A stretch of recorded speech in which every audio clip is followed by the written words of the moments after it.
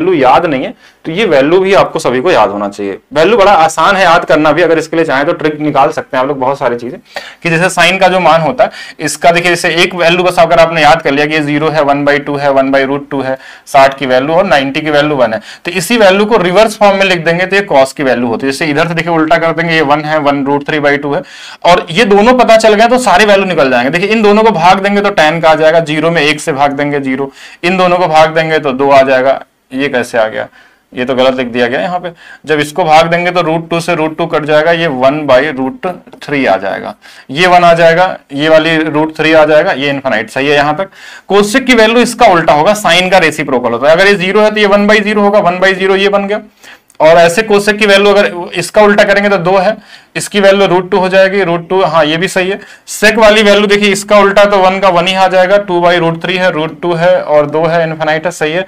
इसकी वैल्यू देख लेते हैं, ये 60√3, हाँ सही है। तो ये वाली वैल्यू सिर्फ गलत थी यहाँ पे, कि tan की वैल्यू जो tan 30 होगा ना, भाग देंगे तो 1/√3 होगा। तो ये सारी वैल्यू पहले तो याद होनी चाहिए किसी भी तरीके से, तब आप आगे वाली वैल्यू निकाल पाएंगे। वैसे तो याद करने के बेसिक शुरुआत जो लोग कर रहे हैं उनके लिए क्या होगा कि पहला लाइन याद रखें, उसके बाद कर सकते हैं। उल्टा कर लीजिए, अगर दो वैल्यू पता चल गई, साइन की वैल्यू पता चल गई तो कोसेक उसका रेसिप्रोकल, कॉस का पता चल गया तो सेक उसका रेसिप्रोकल, और tan चाहिए तो साइन कॉस को डिवाइड कर देंगे, उसकी वैल्यू आ जाएगी। वैसे तो अलग अलग याद होना चाहिए, एग्जाम में स्पीड चाहिए तो सबकी वैल्यू आपके माइंड में सेट हो जानी चाहिए। प्रैक्टिस इतना करिए, क्वेश्चन इतना लगाइए कि आपको ये सारी वैल्यू दिखनी चाहिए, बनाना ना पड़े, क्योंकि इनको याद करने का टेक्निक सीख के कोई फायदा होने वाला नहीं जब तक आपको एग्जैक्ट याद ना हो वैल्यू। कि अगर tan 60 आया तो √3 दिखना चाहिए आपको, अगर 45 दिखा तो 1 दिखना चाहिए। ऐसा ना हो कि हम इसका और इसका मान निकाल के भाग देके फिर वैल्यू निकालें, ठीक है। तो उतना टाइम आपको वेस्ट नहीं करना, आपको याद होना चाहिए, ठीक है, तभी आप कर सकते हैं। आप कोई भी एग्जाम देते हैं तो ये बेसिक चीजें सभी के लिए इंपॉर्टेंट है, ठीक है। तो ये हो गए हमारे पास फार्मूले वाले क्वेश्चन के हिसाब से। अच्छा, एक चीज और समझेंगे हम लोग यहाँ पे कि कुछ फार्मूले और भी ध्यान रखना आपको, जो जो चीजें जरूरत पड़ती है हम लोगों को।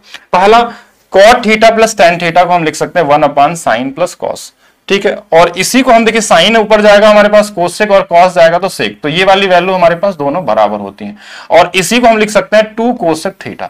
ये डायरेक्ट वाले रिजल्ट वाले क्वेश्चन है। डायरेक्ट मतलब कि डायरेक्ट इस पे क्वेश्चन पूछे जाते हैं, ठीक है, डायरेक्ट क्वेश्चन हमारे पास पूछे जाते हैं। बाकी अगर यही नेगेटिव के फॉर्म में आता है तो ये कॉट में कन्वर्ट हो जाता है। बाकी sin 2 थीटा आप सभी को पता होगा, sin 2 थीटा वाले क्वेश्चन कि 2 sin थीटा cos थीटा, ये sin 2a का फार्मूला होता है। और ये हमारे पास CND रूल है, इस पे डायरेक्ट क्वेश्चन आपके एग्जाम में मिलते हैं, तो ये ध्यान रखेंगे। बाकी एक चीज और समझेंगे कि ये वाली वैल्यू को हम चाहे तो ऐसा लिख सकते हैं। इससे बहुत सारे क्वेश्चन ऐसे मिलते हैं कि जैसे लिखा रहता है sin theta plus cos theta, sin theta minus cos theta बराबर में लिखा रहेगा कहीं √3 + 1 और √3 माइनस, ये बहुत बार पूछा हुआ क्वेश्चन है। तो हम देख रहे हैं ये cos थीटा जोड़ा गया है, cos थीटा घटाया गया, तो इसको हम लिख सकते हैं sin थीटा और नीचे में cos थीटा। और सेम इसी तरीके से यहाँ 1 जोड़ा गया, 1 घटाया गया तो ये √3/1। अब इसकी वैल्यू सबको पता है कि tan थीटा होती है तो tan थीटा की वैल्यू √3 आ जाएगी। और किसी को एंगल निकालना है तो √3 की वैल्यू हमको पता है कि 60 डिग्री होती है, तो थीटा का मान भी निकाल सकते हैं। तो CND रूल वाला बेसिक फार्मूला या अलजेब्रा का, इसका भी ध्यान रखना है। इसके अलावा क्वाड्रेंट में सारी जानकारी आपके पास होनी चाहिए। क्वाड्रेंट में वैसे बहुत डिटेल में आपको पढ़ाया गया क्लास 1 के अंदर में, चेक करिएगा कि बहुत तरीके से उसको सिखाया गया किस तरीके से क्यों कोई वैल्यू पॉजिटिव होती है या क्यों निगेटिव होती है, क्यों इधर ऐसे वैल्यू जाती है। तो ये हमारे पास पहला क्वाड्रेंट जो 0 से हमारे पास, ये यहां से 0 या 360 बोल सकते हैं या 720 भी बोल सकते हैं इसको।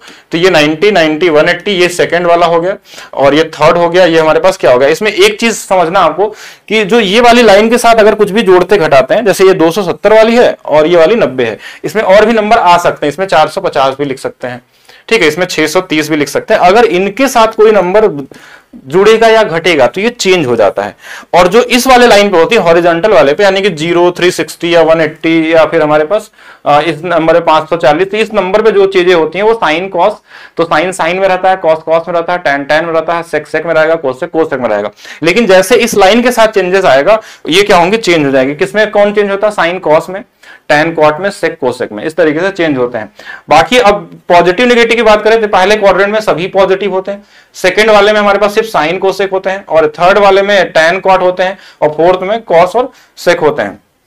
अब यहां पे एक चीज याद रखने का तरीका है कि ए एस टी और सी ऐसे रख सकते हैं। ए मतलब ऑल पॉजिटिव, एस मतलब साइन वाला के साथ कोसेक, टी मतलब टैन कॉट और सी का मतलब होगा कॉस और सेक वाला होगा।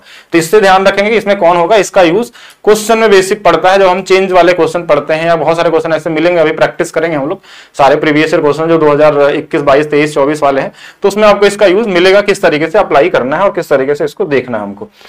इसके अलावा एक छोटा सा कॉन्सेप्ट और है, बड़ा इंपॉर्टेंट है, वेरी वेरी इंपॉर्टेंट। इसका बहुत हाई लेवल का आपको नॉलेज दिया गया है क्लास 1, 2, 3 में जब आप पढ़ेंगे, कम्प्लीमेंट्री एंगल, सप्लीमेंट्री एंगल और बहुत सारी चीजें। कि ऐसा नहीं कि आपके सिलेबस में बस 90 तक रहता है कि दो कोड़ों का योग अगर 90 होगा, जिसको हम पूरक कोड़ बोलते हैं, तो पूरक कोड़ वाला, लेकिन और भी आपको हर एक लेवल के क्वेश्चन इसमें सिखाया गया है। बेसिक जो क्वेश्चन बार बार रिपीट होते हैं रेलवे एग्जाम या एसएससी एग्जाम में, उसमें ये बेसिक वाले ज्यादा से ज्यादा आते हैं कि a+b की वैल्यू अगर 90 होती है तो पहला चीज कि साइन जो होगा वो कॉस के बराबर होता है, या फिर इसी कॉस को इधर ला देंगे तो ये सेक हो जाएगा, एक कंडीशन ये हो गया।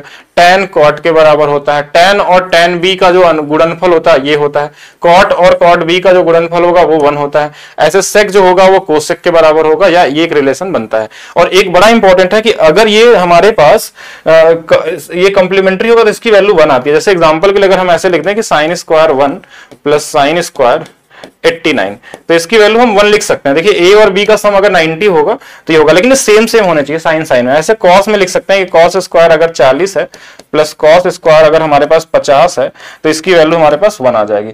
इस वाले में एक और चीज लिख देते हैं जो यहाँ पे नहीं लिखा गया, इसको हम ऐसे भी लिख सकते हैं कि साइन ए माइनस कॉस बी जो होगा वो हमारे पास 0 हो जाएगा।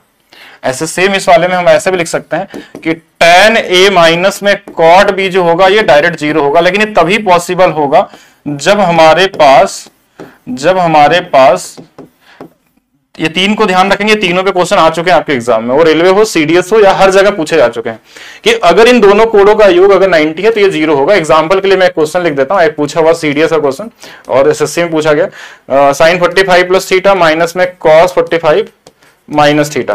तो देखिए साइन माइनस कॉस है, इन दोनों कोणों को जोड़ने पे 90 आ रहा है, यानी इस पूरे की वैल्यू कितनी आ जाएगी, 0 आ जाएगी। वो tan के साथ हो सकता है।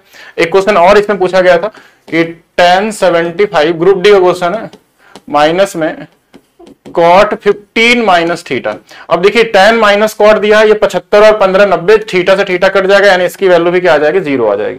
बाकी ये इस पे सब पे क्वेश्चन आते हैं, ऑलरेडी पढ़ाया जा चुका है, तो इसको आप एक बार देख लीजिएगा। tan कहां पे करना चाह रहे हैं, हाँ tan, और ये जैसे गुणनफल वाला tan 1 के साथ अगर tan 89 दिया तो 1 आ जाएगा, tan 4 के साथ यहाँ 86 दिया तो 1 आ जाएगा, tan 45 1 आ जाएगा, यहाँ 30 यहाँ 60 तो 1 आ जाएगा। 90 डिग्री होना चाहिए, सभी 90 के लिए। बाकी आपको